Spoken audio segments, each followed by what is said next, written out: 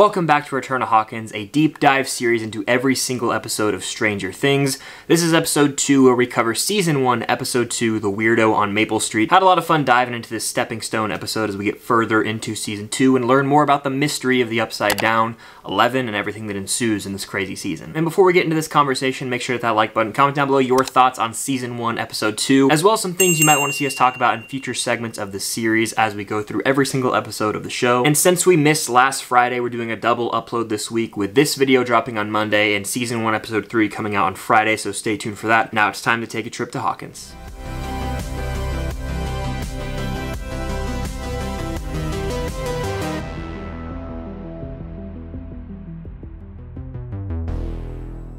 We are back. Episode 2 of Return to Hawkins. I'm joined by my friend Trevor from Film Geeks. How the hell are you doing? I'm the weirdo on Mango Street. That's who. I'm doing good, man. It's great to be back. Return to Hawkins MFers. What's up?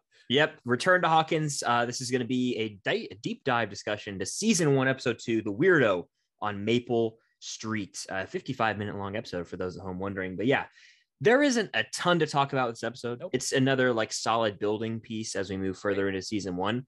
There's still some juicy things though, especially near the end, and a lot of interesting character moments that we're just going to dive into. And this is going to be all over the place for those if you guys are new here. And make sure to hit the like button, comment down below, what you think of the episode and all that. Check out episode 1 if you missed it. We did a deep dive into season 1, episode 1. But Trevor, overall thoughts on the episode? Overall thoughts is I love the Stranger Things vibe, and that's what gets me to enjoy this episode. That's literally what gets me through this episode, because when we just get off season 4, and I hate to relate them back and forth, but this season at least just feels so much slower because the stakes aren't really there. Get our first look at Jancy when Jonathan's putting up a little poster in the school cafeteria, the school hallway, and Nancy comes over hey, kind of sucks. She's very just doesn't know what to say.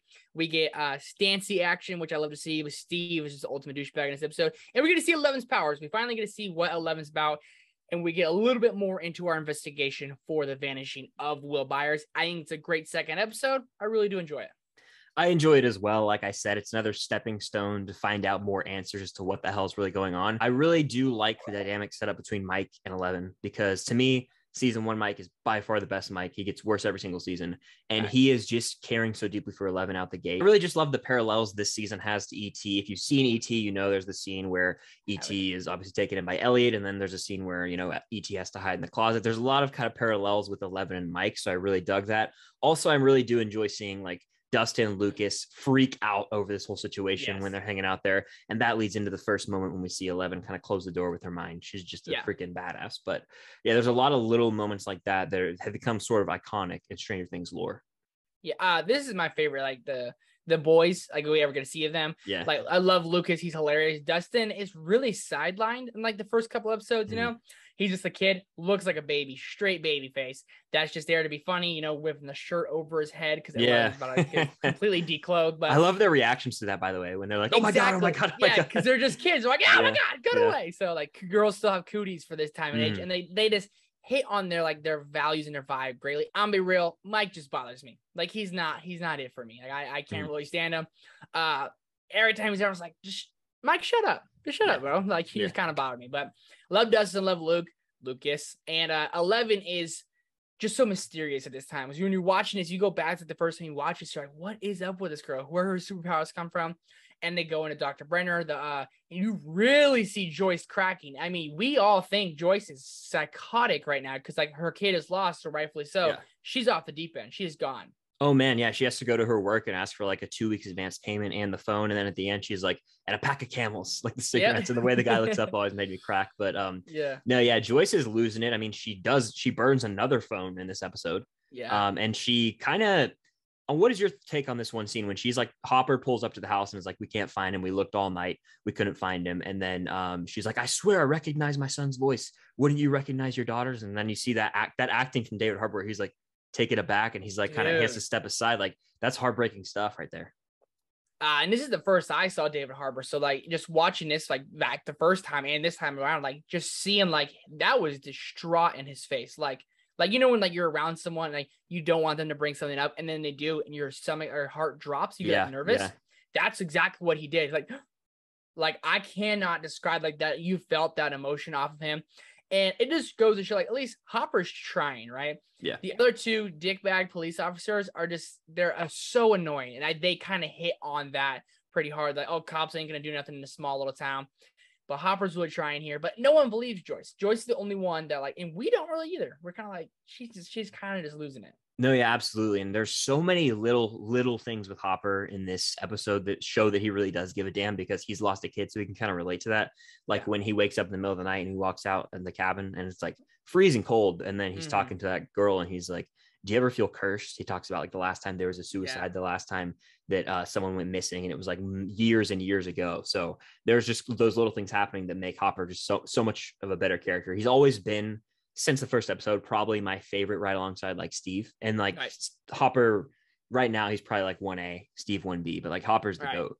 Oh, he's the GOAT. And Dustin's my favorite character, but like rewatching it, Hopper might be my favorite. And like he has such depth to his character. That's what I love about him. At the end of this episode, Barb gone. We don't know what took her. We don't know anything right now, but that really right there kind of set the stakes for like, okay, we're going pretty dark with this season. We lost 2 kids in the first 2 episodes. And that to me, like when we're at the party and Nancy's doing things she shouldn't be doing, she's like kind of like filtering to a different crowd, you know, and trying to fit in.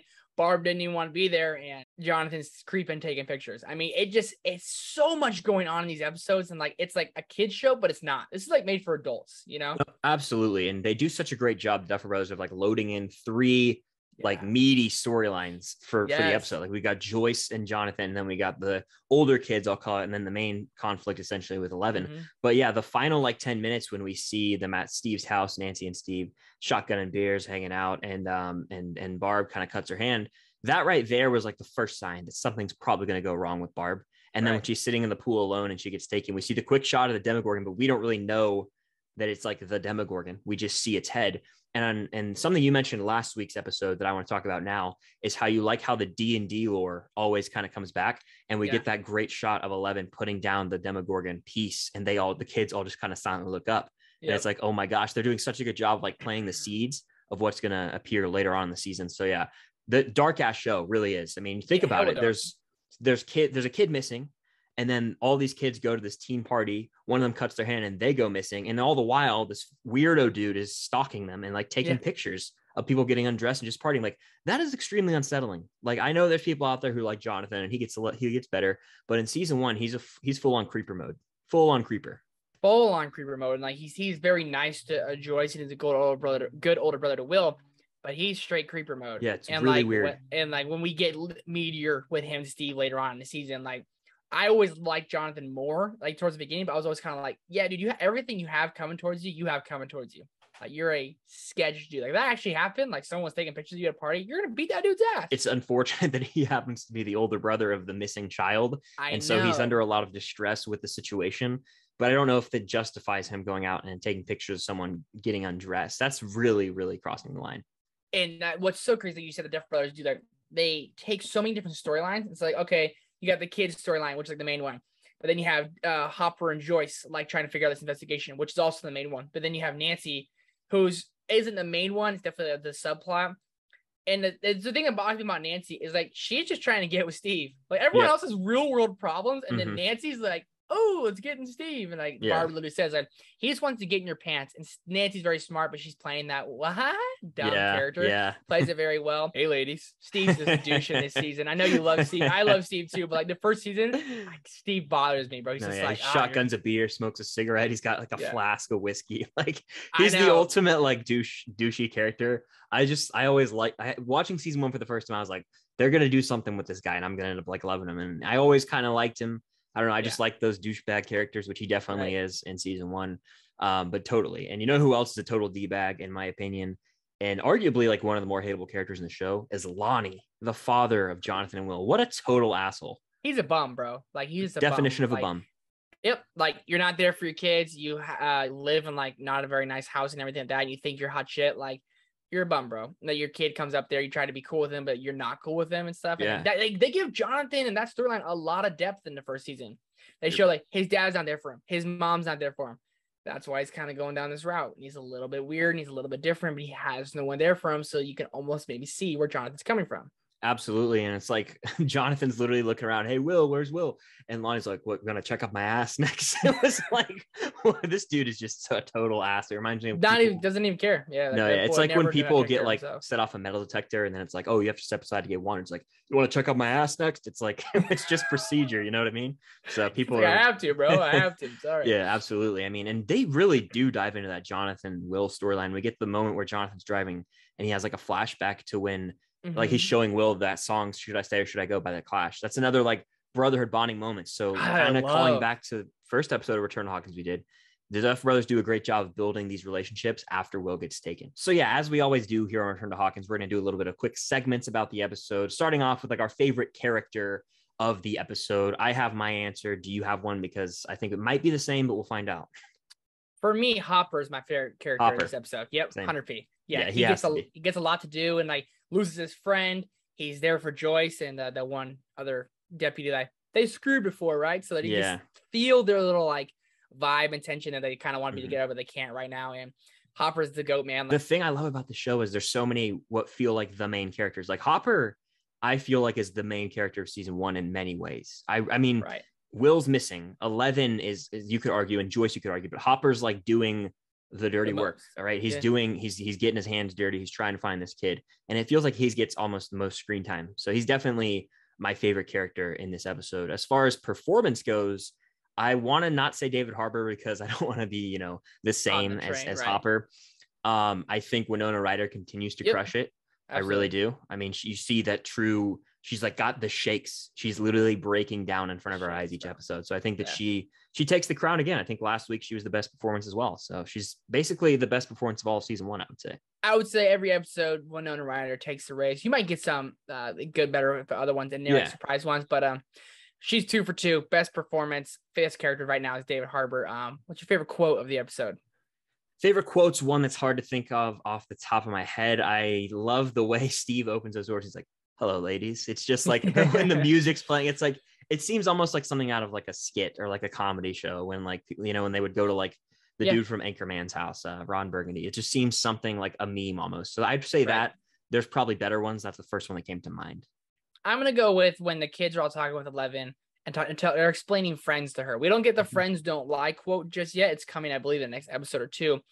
But they're like, friends, like they don't tell each other secrets, especially when they're spit. They spit, they shake their hands. Yeah, that's a good one to me. That's like, and Dustin's kind of like, oh man, like more of a good quote that lead to a better moment. And they're just trying to explain things to Elle and Mike. Like you see right away, he's like instant love, like in love with this girl immediately. Absolutely. And Dustin and Lucas were like, girls have cooties. What are we doing here? So they're a smart group. They're a smart bunch. And I love them a lot. Yeah. And then favorite moment from the episode. I think mine is definitely going to have to be when we see 11 use her powers like that in front of them for the first time. Because we see her use them to stop the fan in the first episode and Benny's burgers. But this is the first time they kind of realize what she really is. Right. And it's like Lucas is like, no, we got to get out of here. We got out of here. And she's like, no. And she closes the door twice on them. And they all kind of look at her. The score swells up. That would probably be my favorite moment. That's a great moment. And this is the first time we actually get to see like her powers used. Obviously she's not the fan, but like, and Benny's like, they were just gone. Those guys were just dead. Yeah. So we just got to see like the door locked, the door gets slammed. So we're kind of like, oh God, like she's our friend. She's crazy, which we'll get to hear in a little bit. Honestly, it's tough because there are some good moments. Honestly, I'm gonna go with when they're at the breakfast table and like Mike's eating the waffle hella fast. And then he looks at it and he's like, do a lot of studying last night. And they're sitting there just like, oh, like, what was it on? Human Anatomy? That whole little banter back and forth. They hit that brother and sister vibe really well. Like you just hate each other. You're out to get each other always. So that's a good little moment. Made me laugh. I always love those awkward little moments when they're all plotting their own little things and they're at the dinner table. And I just wonder what's going through Ted Wheeler's head because I feel like there's nothing in there. He's probably thinking about napping on his recliner. He just never gives a damn or really has any insight into his kids' lives. Like it's kind of crazy. It's annoying. Like I can't stand Ted. And by far, like I would say Ted's worse than Lonnie.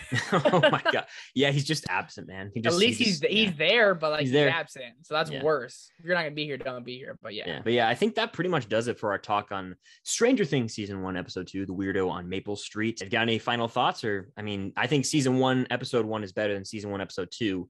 But it's hard to top that first episode of the show. Absolutely, but the first episode, I mean, that's a top 10 episode. But the Weirdo on Maple Street, I think it's a good second episode in it, and I'm excited for next week. I'm really excited for next week's. Oh yeah, like because to me, I think this is probably one of, if not the weakest in season 2.